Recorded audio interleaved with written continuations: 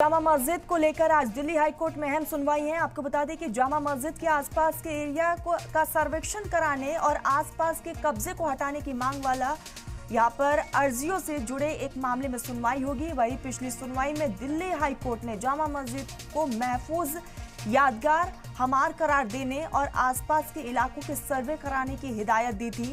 High court ने ASI को ये साफ करने को कहा था कि जामा मस्जिद अभी तक एएसआई के अधीन क्यों नहीं थी।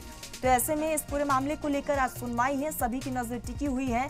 आपको बताते चले कि जामा मस्जिद के आसपास के एरिया के सर्वे को लेकर भी आज सुनवाई है। हाईकोर्ट ने एएसआई को ये साफ करने को कहा था, जामा मस्जिद अभी तक एएसआई के मतहत क्यों नहीं थी।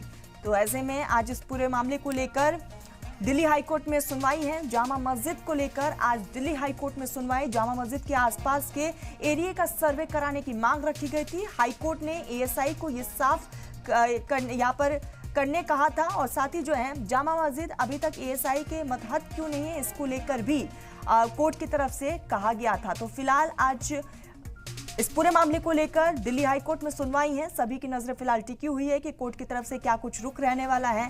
तो ये बड़ी खबर आ रही है, जहां जामा मस्जिद को लेकर आज दिल्ली हाईकोर्ट में अहम सुनवाई है।